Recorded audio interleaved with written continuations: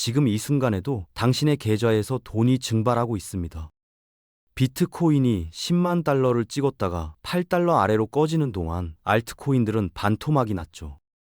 4년 주기설을 믿고 기다렸던 사람들은 혼란스럽습니다. 반감기가 지났는데 왜 안 오르냐고요? ETF 승인으로 기관 자금이 들어온다더니 왜 매일 하락장이냐고요? 지금 크립토 시장에선 과거의 공식이 완전히 무너졌습니다. 그런데 이게 끝이 아니라 시작이라면요. 8년간 이 바닥을 지켜본 전문가는 말합니다. 지금은 조정이 아니라 구조적 손바뀜이라고요. 개인에서 기관으로, 투기에서 전략 자산으로 시장의 주인이 바뀌는 중이라고요. 많은 분들이 묻습니다. 크립토는 이제 끝난 거냐고요. 결론부터 말하면 절대 아닙니다. 다만 2024년 4분기부터 비트코인 시장에서 아주 본격적인 구조적인 변화가 시작됐죠. 과거엔 개인 투자자들이 시장의 중심이었습니다. SNS에서 떠도는 루머 하나에 가격이 요동쳤고 고래 한 명이 팔면 패닉이 왔죠. 그런데 지금은 다릅니다. 시장의 주인이 바뀌고 있거든요. 거대한 손바뀜이 일어나는 겁니다. 30대 직장인 이 씨는 작년까지만 해도 유튜브에서 본 차트 분석을 믿고 매수 타이밍을 잡았습니다. 반감기 6개월 저 사서 1년 뒤 팔면 된다고 배웠으니까요.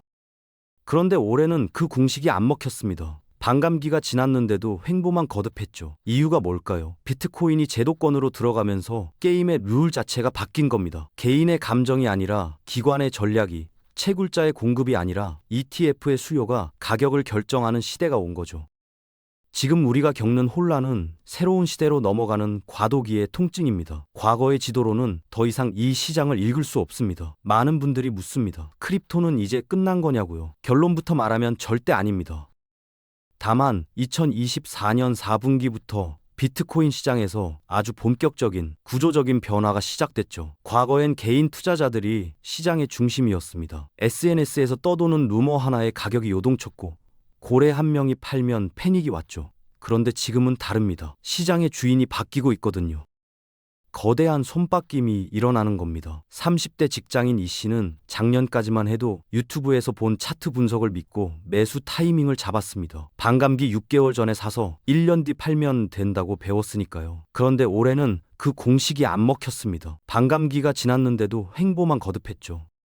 이유가 뭘까요? 비트코인이 제도권으로 들어가면서 게임의 룰 자체가 바뀐 겁니다. 개인의 감정이 아니라 기관의 전략이, 채굴자의 공급이 아니라 ETF의 수요가 가격을 결정하는 시대가 온 거죠. 지금 우리가 겪는 혼란은 새로운 시대로 넘어가는 과도기의 통증입니다. 과거의 지도로는 더 이상 이 시장을 읽을 수 없습니다. 비트코인 투자자들에게 반감기는 성경 같은 존재였습니다. 4년마다 채굴 보상이 절반으로 줄어들고 그러면 공급이 줄어드니까 가격은 자동으로 오른다는 공식이죠. 2012년, 2016년, 2020년 모두 이 공식이 통했습니다. 반감기 후 1년 안에 가격이 몇 배씩 뛰었으니까요. 그런데 2024년 반감기는 달랐습니다. 예상했던 폭등은 오지 않았죠. 왜일까요? 시장이 너무 커졌기 때문입니다. 과거엔 비트코인 시장이 작은 연못 같았습니다. 채굴자들이 하루에 파는 물량 몇백 개만으로도 가격이 흔들렸죠.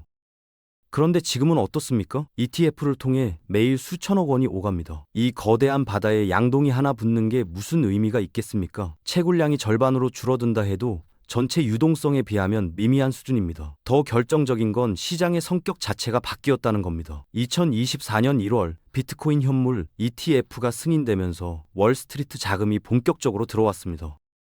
공급자 중심 시장에서 수요자 중심 시장으로 완전히 체질이 바뀐 거죠. 반감기라는 공급 변수보다 기관의 매수세라는 수요 변수가 훨씬 더 강력해진 겁니다. 결국 4년 주기설은 효력을 다했습니다. 그런데 여기서 한 가지 더 생각해 봐야 할 게 있습니다. 투자자들의 학습 효과죠. 반감기를 한 번 겪은 사람은 다음 반감기를 미리 준비합니다. 2번 겪은 사람은 더 일찍 움직이죠. 이게 반복되면서 가격 반영 시점이 계속 앞당겨진 겁니다. 2020년 반감기 때를 떠올려 보세요. 많은 투자자들이 반감기 6개월 전부터 매수에 나섰습니다. 그러니까 정작 반감기가 왔을 땐 이미 가격에 다 반영돼 있었던 거죠. 경제학의 한계 효용 체감의 법칙이라는 게 있습니다. 같은 자극을 반복하면 효과가 점점 줄어든다는 건데요. 반감기도 마찬가지입니다. 첫 번째 반감기는 충격이었지만 네 번째, 다섯 번째가 되면 시장은 더 이상 놀라지 않습니다. 모두가 아는 호재는 호재가 아니라는 말이 있죠. 반감기가 바로 그렇게 됐습니다. 투자자들이 선행 매수에 나서면서 상승분이 얇고 넓게 퍼져버린 겁니다. 특정 시점에 폭등하는 대신 장기간에 걸쳐 완만하게 오르는 구조로 바뀐 거죠. 이제는 공급 제약이라는 낡은 잣대로 비트코인을 읽으면 안 됩니다. 수요 구조의 변화, 그게 핵심입니다. 기관이 언제 얼마나 사들이느냐가 이제 가격을 결정합니다. 2024년 말부터 비트코인은 완전히 새로운 국면에 접어들었습니다. 소수의 얼리 어답터들만 거래하던 시장에서 대중이 참여하는 매스 어답션 시장으로 넘어간 거죠. 쉽게 말하면 동네 PC방에서 하던 게임이 올림픽 정식 종목이 된 겁니다. 규칙도 바뀌고 심판도 바뀌고 관중도 바뀌었죠. 과거엔 비트코인과 알트코인이 함께 올랐습니다. 비트코인이 오르면 이더리움도 오르고 각종 코인들이 줄줄이 따라 올랐죠. 그런데 지금은 비트코인만 혼자 올라갑니다. 왜일까요? 기관 자금이 들어올 수 있는 통로가 비트코인에만 열려 있기 때문입니다. ETF라는 제도적 장치가 비트코인에만 있거든요. 골드만삭스가 알트코인을 살 방법은 아직 없습니다. 그러니 기관 입장에선 비트코인 말고는 선택지가 없는 겁니다. 블랙록 같은 거대 자본이 증권사 시스템을 통해 매일 비트코인을 사들입니다. 알트코인은 아직 이런 파이프라인이 없죠. 그러니 자산 간 수익률 격차가 벌어지는 건 당연합니다. 이 전환기의 혼란은 시장 중심축이 이동하는 과정에서 나타나는 자연스러운 현상입니다. ETF가 승인되면서 시장 구조가 근본적으로 바뀌었습니다. 과거엔 개인들만 비트코인을 사고 팔았죠. 그런데 지금은 거대 기관들이 매일 수천억씩 움직입니다. 문제는 기관들의 행동 방식이 개인과 완전히 다르다는 겁니다. 개인은 감정으로 움직입니다. 오르면 흥분해서 더 사고 떨어지면 공포에 질려 팔죠. 그런데 기관은 냉철합니다. 매크로 환경을 분석하고 리스크를 계산하고 전략적으로 움직입니다. 연준이 금리를 올린다? 유입을 줄입니다. 지정학적 리스크가 커진다? 포지션을 축소합니다. 여기에 또 하나의 변수가 있습니다. 고래들이죠. 초기에 비트코인을 대량 보유한 고래들은 꾸준히 물량을 팔아치웁니다. 과거엔 이 매도 물량을 개인들이 받아줬습니다. 그런데 지금은 기관이 받아줘야 하죠. 기관 유입세가 강하면 고래의 매도를 흡수하고도 가격이 오릅니다. 그런데 기관이 주춤하면 매도 물량이 그대로 시장에 쌓이면서 가격이 무너집니다. 이제 투자자들은 단순한 기대감만 가져선 안 됩니다. 기관들이 어떤 상황에서 매수하는지를 분석해야 합니다. ETF 유입량 데이터가 이제 가장 중요한 지표가 된 이유입니다. 최근 한 달간 비트코인이 흔들릴 때 시장에선 공포가 번졌습니다. 기관들이 대거 빠져나간다는 소문이 돌았죠. ETF에서 돈이 빠져나간다는 뉴스가 쏟아졌습니다. 정말 그럴까요? 데이터를 보면 다른 그림이 나옵니다. 최근 한 달간 ETF에서 순유출된 금액은 약 16억 달러입니다. 적지 않은 금액이죠. 그런데 같은 기간 강제 청산된 금액을 아십니까? 20억 달러입니다. ETF 유출보다 청산 물량이 더 컸던 겁니다. 레버리지를 끼고 투자한 개인들이 가격 하락에 강제로 정리당한 거죠. 기관이 도망간 게 아니라 과도한 레버리지가 무너진 겁니다. 더 중요한 건 기관들의 장기 포지션입니다. 단기 유출이 립은 있지만 전체적인 보유량은 크게 변하지 않았습니다. 오히려 특정 구간에서 추가 매수세가 들어온 흔적도 보입니다. 기관들은 단기 변동성에 일희일비하지 않습니다. 장기적 관점에서 포트폴리오를 유지하죠. 막연한 분위기에 휩쓸리면 안 됩니다. 실제 ETF 순유입 데이터와 청산 규모를 비교해보세요. 시장의 실체가 보입니다. 공포는 데이터가 아니라 소문에서 만들어집니다. 시장이 요동친 결정적 계기가 있었습니다. 차기 연준 후보 뉴스였죠. 처음엔 코인 친화적인 릭 리더가 유력했습니다. 시장은 환호했죠. 그런데 갑자기 케빈 워시라는 이름이 떠올랐습니다. 매파 성향의 전통 금융 인사였죠. 비트코인은 하루 만에 5% 넘게 폭락했습니다. 블랙 프라이데이급 충격이었죠. 케빈 워시는 릭 리더에 비해 크립토에 우호적이지 않다는 평가가 지배적입니다. 그런데 여기서 한 가지 짚고 넘어가야 할 게 있습니다. 연준 의장이 개인적으로 크립토를 싫어한다고 해서 정책이 바뀔까요? 그렇게 단순하지 않습니다. 비트코인은 이제 특정 집단의 전유물이 아닙니다. 골드만삭스가 품고 있고 블랙록이 팔고 있고 JP 모건이 거래하고 있습니다. 전통 금융권의 핵심 자산이 된 겁니다. 연준 의장은 개인 성향보다 미국 금융 시스템 전체를 봐야 합니다. 비트코인이 이제 그 시스템의 일부라면 배척할 수 없죠. 오히려 제도권 안으로 끌어안고 통제 가능한 범위에서 키워야 합니다. 케빈 워시가 설령 의장이 된다 해도 결국 친화적인 방향으로 갈 수밖에 없습니다. 미국 금융권의 이익이 거기 있으니까요. 트럼프는 크립토를 단순한 투자 자산으로 보지 않습니다. 미국의 패권을 유지하기 위한 전략 도구로 봅니다. 다보스 포럼에서 그는 미국의 힘을 두 가지로 정의했습니다. 군사력과 경제력이죠. 그리고 그 사이에 크립토를 배치했습니다.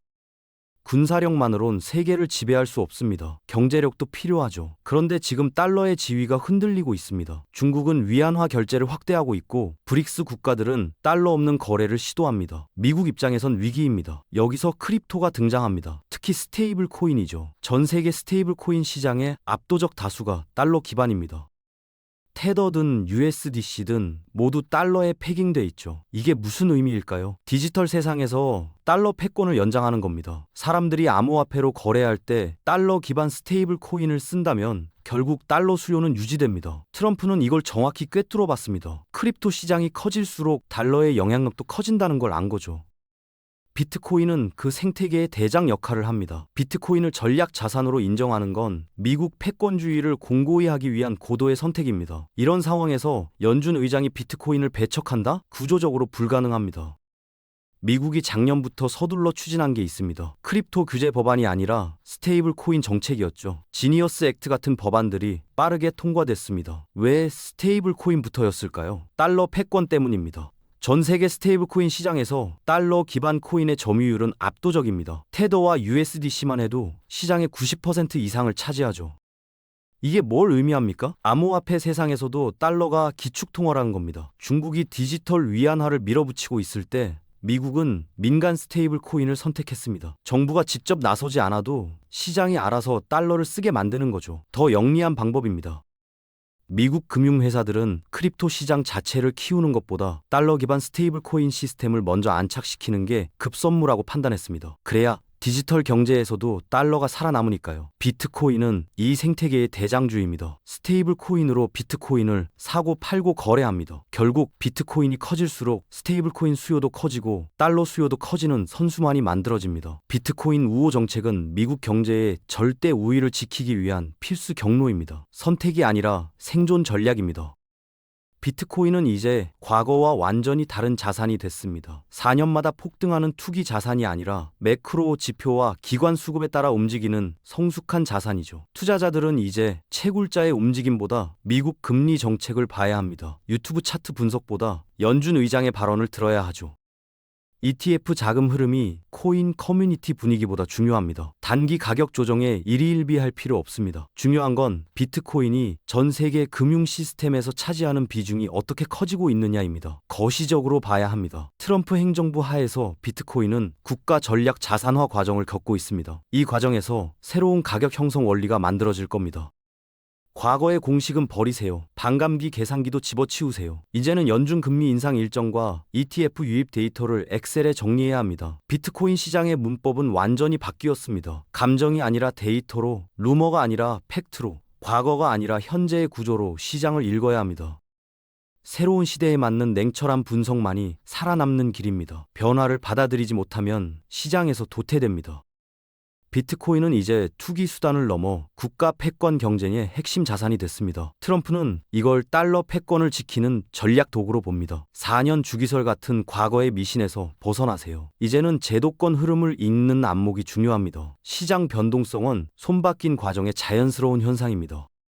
개인에서 기관으로 주인이 바뀌는 중이죠. 비트코인은 미국 경제 패권을 지탱하는 수단으로 활용될 겁니다. 질문은 하나입니다. 당신은 과거의 공식을 붙잡고 있을 건가요? 아니면 변화된 현실을 받아들일 건가요?